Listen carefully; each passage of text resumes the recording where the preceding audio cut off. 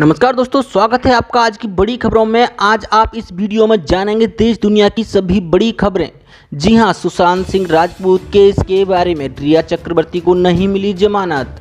जी हां, सुशांत सिंह राजपूत की गर्लफ्रेंड रिया चक्रवर्ती को मुंबई की सेशंस कोर्ट ने जमानत नहीं दी है। कोर्ट से राहत नहीं मिली है। सभी 6 आरोपियों की जमानत याचिका खारिज कर दी गई है। इससे पहले रिया ने जब बेल की अर्जी दी थी तब भी कोर्ट ने उसे खारिज कर दिया था। बता दें कि रिया 2 दिनों तक भायखला जेल में बंद हैं। आज जेल में उनका तीसरा दिन है। रिया चक्रवर्ती और सौभिक चक्रवर्ती ने अपनी गिरफ्तारी के विरोध में मुंबई के सेशन कोर्ट में जमानत याचिका लगाई है।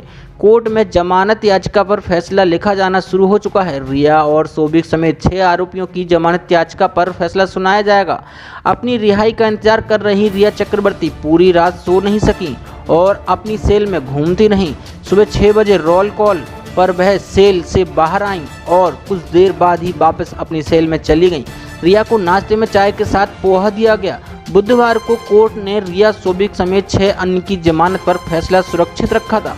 एनसीबी ने कोर्ट में अपनी बात रखते हुए कहा कि उन्हें मामले की आगे और जांच करनी है। मामला अभी खत्म नहीं हुआ है।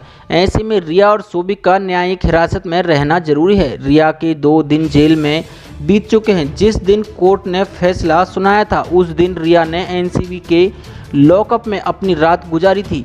इसके बाद अगले दिन रिया का भायखला जेल में शिफ्ट कर दिया गया। रिया की सेल के पास ही सीना वोरा हत्याकांड मामले में आरोपी इंद्राणी मुखर्जी का सेल है। साथ ही बढ़ते हैं आज की एक और बड़ी खबर की ओर। जी हां, राहुल गांधी ने मोदी सरकार पर कसा तंज। बोले चीन ने कब्जाई भारत की जमीन, क्या ये भी एक्ट ऑफ गॉड है? कांग्रेस के पूर्व अध्यक्ष राहुल गांधी ने एक बार फिर मोदी सरकार पर करारा हमला बोला है। राहुल गांधी ने देश की अर्थव्यवस्था और कोरोना महामारी के बीच अब भारत चीन सीमा विवाद पर मोदी सरकार से सवाल करते हुए पूछा है कि चीन ने कब्जाई भारत की जमीन, क्या ये भी एक्ट ऑफ गॉड है? सीमा विवाद पर कांग्रेस के पूर्व अध्यक्ष राहुल गांधी ने ट्वीट कर लिखा है कि चीन ने हमारी धरती पर कब्जा कर लिया है। कब भारत सरकार इसे मुक्ति कराएगी या फिर इसे भी सरकार एक्ट ऑफ गॉड बताकर छोड़ देगी? कांग्रेस नेता राहुल गांधी ने भारत चीन सीमा अपना ध्यान वापस पूछा है कि चीन जमीन को वापस लेने के लिए सरकार की योजना क्या है। राहुल ने इससे पहले प्रधानमंत्री पर हमला करते हुए लिखा कि पीएम भारतीय सेना की क्षमता और वीरता में विश्वास नहीं करते। राहुल गांधी ने लिखा कि हर कोई भारतीय सेना की क्षमता और वीरता पर विश्वास करता है। पीएम मोदी को छोड़कर कोई बताएगा कि किसकी कार्यता से चीन को हमारी जमीन लेने की अनुमति दी गई? किसके झूठे से यह सुनिश्चित होगा कि इसे बनाए रखेंगे? वहीं कोविड-19 पर नवीनतम तथ्यों की जांच करें। एक व्यापक विश्लेषण है जो भारत में महामारी के प्रभाव को उजागर करता है और आने वाले हफ्तों में सक्रिय मामलों की संभावित संख्या को दर्शाता है। वहीं दूसरी तरफ भारत और चीन ने एलएसी पर स्थित 5 बिंदुओं पर सहमति बनाई है, जिसमें सैनिकों की विघटन और तनाव को कम करना शामिल है। भारत के विदेश मंत्री एस जयशंकर और उनके चीनी समकक्ष वांग यी के बीच भीतर शाम मॉस्को में शंघाई कोऑपरेशन ऑर्गेनाइजेशन की बैठक में मार्जिन पर बातचीत के दौरान सहमति बनी। बैठक 2.5 घंटे तक चली। शुक्रवार की सुबह जारी एक संयुक्त बयान में कहा गया है कि विदेश मंत्री सहमत हैं। दोनों पक्षों को भारत चीन संबंधों की विकसित करने पर नेताओं की आम सहमति की श्रृंखला से मार्गदर्शन लेना चाहिए, जिसमें मतभेदों को विवाद नहीं बनने देना चाहिए। साथ ही बढ़ते हैं आज की एक और बड़ी खबर की ओर। बॉर्डर पर युद्ध की तैयारी, भारत ने तैनात की होवित्जर तोप। 40,000 जवान किए तैनात, वायुसेना भी है मुस्तैद। जी हां, पूर्वी लद्दाख में बॉर्डर पर भारत चीन के बीच 3 महीने से ज़्यादा समय से तनाव है। इस बीच मॉस्को में भारत और चीन के विदेश मंत्रियों के बीच बैठक में line of actual control LAC पर तनाव दूर रखने के लिए कई बिंदुओं पर सहमति बनी है। भारतीय विदेश मंत्री जयशंकर प्रसाद और चीन के विदेश मंत्री वांग यी ने कई फॉर्मूले तय किए हैं। वहीं दूसरी ओर चीनी सेना पेंगोंग इलाके में अपनी ताकत बढ़ा रही है। एलएसी पर चीन की हरकतों को देखते हुए भारतीय सेना ने अब 155 मिमी की होवित्जर तोप तैनात करनी शुरू कर दी हैं। जी हां, सूत्रों के मुताबिक तोप तैनात करना भारतीय सेना का बड़ा कदम है। सूत्रों के अनुसार चीन लगातार घुसपैठ की कोशिश कर रहा है। वहीं चीन की चालाकी को देखते हुए भारत ने सीमा पर 40,000 से ज़्यादा भारतीय जवान तैनात किए हैं। वहीं वायुसेना भी मुस्तैद है। जानकारी के अनुसार उधर भारत ने चीन से कहा है कि वह चीन लद्दाख में वास्तविक नियंत्रण रेखा LAC पर पीपल्स लिबरेशन आर्मी PLA के सैनिकों की बड़े पैमाने पर तैनाती के लिए एक विश्वसनीय स्पष्टीकरण देने में विफल रहा है। सूत्रों ने बताया है कि शंघाई सहयोग संगठन SCO की बैठक में इतर भारतीय विदेश मंत्री जयशंकर और चीन के विदेश मंत्री वांग यी के बीच मॉस्को में गुरुवार को 2.5 घंटे बातचीत हुई। बैठक में भारत ने LAC पर हथियारों और उपकरणों के साथ चीनी सैनिकों की भारी तैनाती को लेकर पुरजोर तरीके से अपनी चिंता को जाहिर किया है, ये मानते हुए कि चीनी सेना की तैनाती LAC पर तनाव बढ़ाने वाले भड़काऊ कदम है। जयशंकर ने अपने चीनी विदेश मंत्री को बताया कि इतनी ज़्यादा संख्या में सैनिकों की उपस्थिति 1993 और 1996 के समझौते के अनुसार उचित नहीं है। जयशंकर ने वांग से कहा, चीनी पक्ष ने इस तैनाती के लिए कोई विश्वसनीय स्पष्टीकरण नहीं दिया है। LAC पर संघर्ष की कई घटनाओं में चीनी फ्रंटलाइन सैनिकों के भड़काऊ व्यवहार ने भी द्विपक्षीय समझौतों पर प्रोटोकॉल के प्रति अपेक्षा दिखाई है। साथ ही बढ़ते हैं आज की एक और बड़ी खबर की ओर। नौकरी पेशा करने वालों के लिए खुशखबरी, अब EPF में 2 किस्तों में मिलेगा ब्याज। 6 करोड़ EPFO खाता धारकों के लिए राहत की खबर है। साल 2019-20 वित्तीय साल के लिए EPFO खाते में उनके निवेश पर 8.50% ब्याज दिया जाएगा। हालांकि ये 2 किस्तों में खाता धारकों के खाते में ट्रांसफर किया जाएगा। दरअसल श्रम मंत्री संतोष गंगवार की अध्यक्षता में वीडियो कॉन्फ्रेंसिंग के जरिए EPFO बोर्ड की हुई बैठक में इस पर निर्णय लिया गया है। EPFO बोर्ड की बैठक में निर्णय लिया गया कि फिलहाल EPF खाता धारकों के खाते में 8.15% ब्याज ट्रांसफर किया जाएगा। बाकी बचे 0.35% ब्याज दिसंबर महीने तक ट्रांसफर किया जाएगा। गौरतलब है कि 2018-19 में EPF खाता धारकों को उनके निवेश पर 8.65% ब्याज दिया गया था, लेकिन 2019-20 वित्तीय वर्ष में ब्याज में 0.15% की कमी कर दी गई, जिसमें 6 करोड़ EPF खाता धारकों को 2019-20 वित्तीय वर्ष के लिए उनके निवेश पर कम रिटर्न मिल रहा है। सूत्रों के मुताबिक EPFO बोर्ड की बैठक में EPF खाता धारकों को उनके खाते में ब्याज का रकम ट्रांसफ़र किए जाने में देरी का मामला भी उठाया गया है। EPFO बोर्ड ने मार्च महीने में ही 8.5% ब्याज देने पर मोहर लगा दी थी, लेकिन वित्त मंत्रालय से अब तक मंजूरी नहीं मिल पाई है, जिसके चलते EPF खाता धारकों के उनके EPF खाते में ब्याज का रकम ट्रांसफ़र नहीं किया जा सका और अब 2019-20 के लिए 2 किस्तों में ब्याज का रकम ट्रांसफ़र किया जाएगा। इस देरी से EPFO को नुकसान भी हो रहा है, क्योंकि मौजूदा वित्त वर्ष में जो भी क्लेम आ रहे हैं उस पर 8.65% ब्याज देना पड़ रहा है, क्योंकि नियम के मुताबिक वही ब्याज दर दे होता है जिसे नोटिफाई किया गया है और 8.50% ब्याज दर मार्च में जो तय किया गया है वो भी नोटिफाई नहीं हुआ है। साथ ही बढ़ते हैं आज की एक और बड़ी खबर की ओर। पूरे परिवार को मिल सकती है पेंशन, जाने कैसे फैमिली पेंशन का उठा सकते हैं फ़ायदा। कंपनियों और संगठित क्षेत्र में काम करने वाले कर्मचारियों के लिए श्रम मंत्रालय के अधीन आने वाले कर्मचारी भविष्य निधि संगठन PF और पेंशन स्कीम चलाता है। PF के लिए कर्मचारी हर महीने अपने वेतन में से कुछ हिस्सा जमा करते हैं और उतना ही कंपनी भी जमा करती है। कंपनी जो हिस्सा PF में जमा करती है उसका कुछ हिस्सा एम्प्लॉय पेंशन स्कीम EPS में भी जमा हो जाता है। इसके जरिए ही कर्मचारियों को रिटायरमेंट के बाद पेंशन मिलती है। EPS से न सिर्फ कर्मचारी को बल्कि उसके परिवार को भी इसका फ़ायदा होता है। कोरोना काल में अगर किसी कारणवश EPF मेंबर की मृत्यु हो जाती है तो उसके परिवार यानी पत्नी या पति और बच्चों को भी पेंशन का फ़ायदा मिलता है। इसे फैमिली पेंशन भी कहा जाता है। पेंशन का फ़ायदा उठाने के लिए कर्मचारी को 10 साल लगातार नौकरी करना जरूरी है। इस पेंशन स्कीम में सिर्फ कंपनी का ही योगदान होता है। यह PF में कंपनी द्वारा किए जाने वाले 12% योगदान का 8.33% होता है। पेंशन में सरकार भी योगदान देती है, जो बेसिक सैलरी के 1.16% से ज़्यादा नहीं होता। EPF सदस्य रिटायरमेंट के अलावा पूरी तरह से डिसेबल हो जाने पर भी पेंशन का हकदार होता है। EPF ने फैमिली पेंशन के लिए 10 साल की सर्विस की होना जरूरी है। कर्मचारी तभी पेंशन का हकदार होता है जब वह 10 साल नौकरी कर लें। इसे फैमिली पेंशन की तरह माना जाता है। मध्य प्रदेश के 15 जिलों में भारी बरसात की चेतावनी।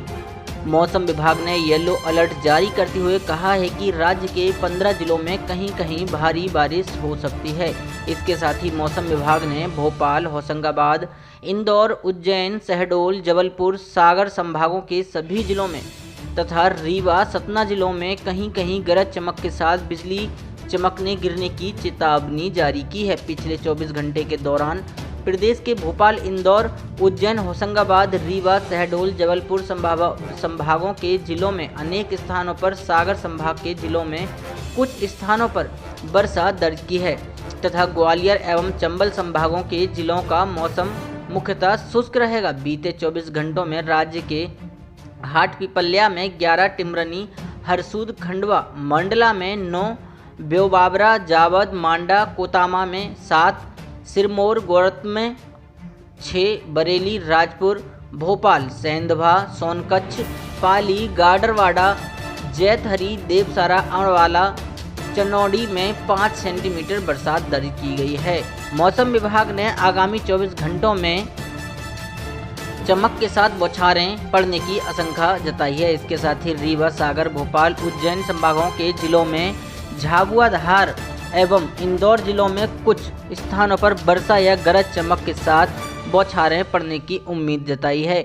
इसके साथ ही ग्वालियर एवं चंबल संभागों के जिलों में कहीं कहीं वर्षा या गरज चमक के साथ बौछारें पड़ सकती हैं। मौसम विभाग ने येलो अलर्ट जारी करते हुए कहा है कि आगामी 24 घंटों में लगभग 15 जिलों में कहीं कहीं भारी बारिश हो सकती है। इसके साथ ही भोपाल, होशंगाबाद, इंदौर, उज्जैन, शहडोल, जबलपुर, सागर संभागों के जिलों में तथा रीवा, सतना जिलों में कहीं कहीं गरज चमक के साथ बिजली चमकने गिरने की संभावना भी जताई है। साथ ही बढ़ते हैं आज की एक और बड़ी खबर की ओर। रिया चक्रवर्ती ड्रग्स कनेक्शन, बयान में आया 25 बॉलीवुड ए लिस्टर सेलिब्रिटीज का नाम, एनसीबी भेज सकती है समन। जी हाँ, एक्टर सुशांत सिंह राजपूत की मौत की गुत्थी सुलझाते सुलझाते एनबीसी ने रिया चक्रवर्ती और उनके भाई शोभिक चक्रवर्ती के ड्रग कनेक्शन का भांडा फोड़ दिया है। रिया और शोभिक तो अब जेल में है, लेकिन सामने आ रही रिपोर्ट के अनुसार आरोपियों के बयानों के आधार पर अब नारकोटिक्स कंट्रोल ब्यूरो यानी एनसीबी बॉलीवुड के 25 नामचीन सेलिब्रिटीज को समन करने वाली है। जानकारी के अनुसार बॉलीवुड में चलती ड्रग्स की इस दुनिया में अभी तक 25 ए लिस्टर सेलिब्रिटीज का नाम आ चुका है, जिनमें बॉलीवुड के बड़े actors, directors, casting directors, production हाउसों के नाम शामिल हैं। टाइम्स नाउ की रिपोर्ट के अनुसार बॉलीवुड के कई बड़े नाम ड्रग्स को रखने, ड्रग्स लेने और उसे बेचने के इस पूरे रैकेट में शामिल हैं। इस रिपोर्ट के अनुसार इन 25 नामों में कई हाई प्रोफाइल नाम भी शामिल हैं, इसलिए एनसीबी इस पूरे मामले की जांच में काफ़ी सावधानी बरत रही है। इस पूरे मामले में दिल्ली में आला अधिकारियों की एक मीटिंग भी हुई है, जो ये तय कर रही है कि इस मामले में आगे कैसे बढ़ना है। बता दें कि इससे पहले रिया, शोभिक और बाकी आरोपियों की रिमांड कॉपी में एनसीबी ने बताया था कि उन्हें इस ड्रग्स के मामले में बॉलीवुड और इससे इतर कई लोगों के होने की जानकारी मिली है। ऐसे में पूरी जांच और पूरी सबूत होने के बाद ही इन बड़े नामों को समन किया जाएगा। साथ ही बढ़ते हैं आज की एक और बड़ी खबर की ओर। आधार कार्ड धारकों की बड़ी टेंशन, सरकार ने लागू किया ये नया नियम। जी हाँ, आधार जारी करने वाली और इससे जुड़ी सेवाएं देखने वाली अथॉरिटी UIDAI पते के प्रमाण यानी एड्रेस प्रूफ के तौर पर कुल 45 दस्तावेज स्वीकार करती है। इनमें से किसी की भी मदद से आधार में पता अपडेट कराया जा सकता है। हाल ही में UIDAI ने पता अपलोड कराने से जुड़ी कई ज़रूरी जानकारियां अपने ट्विटर अकाउंट पर शेयर की हैं। आपको बता दें कि UIDAI एड्रेस प्रूफ के साथ तो आधार में पता अपडेट करने की सुविधा देती ही है, साथ ही जिन लोगों के खुद के नाम पर कोई एड्रेस प्रूफ नहीं है वे आधार वैलिडेशन लेटर के जरिए पता अपडेट करा सकते हैं। एड्रेस प्रूफ के साथ आधार में पता ऑनलाइन अपडेट करने की प्रक्रिया इस तरह है, तो चलिए जानते हैं इसके बारे में। अगर आप अपना पता बदलवाने के लिए बैंक पासबुक का इस्तेमाल कर रहे हैं तो आपको बता दें कि आपकी बैंक पासबुक के ऊपर फ़ोटो बैंक की स्टैंप लगी होनी ज़रूरी है। UIDAI ने ट्वीट करके बताया है कि पता बदलवाने के लिए यह सुनिश्चित करें कि बैंक पासबुक में लगे फ़ोटो पर बैंक की स्टाम्प हो और अधिकृत हस्ताक्षरकर्ता के साइन मौजूद हों। अगर ऐसा नहीं है तो आधार अपडेशन में बैंक पासबुक को वैलिड डॉक्यूमेंट नहीं माना जाएगा। UAIDAI ने 45 डॉक्यूमेंट को मान्यता दी है। जिन 45 डॉक्यूमेंट को UAIDAI एड्रेस प्रूफ के रूप में मान्य करती है उनकी लिस्ट आपको UIDAI-government.in पर मिल जाएगी। यहाँ मान्य पहचान पत्र, प्रमाण पत्रों की date of birth document, proof of relationship documents की लिस्ट भी शामिल है। साथ ही बढ़ते हैं आज की एक और बड़ी खबर की ओर। राज्य सरकार के कर्मचारियों के वेतन कटौती के आदेश का विरोध, जलदाय कर्मियों ने जलाई फिरतियां। जी हां, कोरोना संक्रमण के बहाने राज्य सरकार द्वारा कर्मचारियों के वेतन की कटौती व उपार्जित अवकाश के बदले दिए जाने वाले नकद भुगतान पर रोक लगाने के आदेशों का कर्मचारियों की ओर से विरोध किया जा रहा है। शुक्रवार को राजस्थान वाटर वर्क्स कर्मचारी संघ के दर्जनों पदाधिकारियों ने जयपुर में ज्योति नगर स्थित प्रधान कार्यालय पर दोपहर 12 बजे एकत्रित होकर वेतन कटौती के विरोध में सरकार के खिलाफ जमकर नारेबाजी की है और सरकार द्वारा निकाले गए वेतन कटौती के आदेशों की प्रतियां जलाईं। संघ के प्रदेश अध्यक्ष कुलदीप सिंह यादव ने वेतन कटौती के विरोध में सरकार के खिलाफ आक्रोश जताते हुए कहा है कि सरकार विभाग में ना तो कर्मचारियों की भर्ती कर रही है और ना ही वेतन विसंगतियां दूर कर रही है।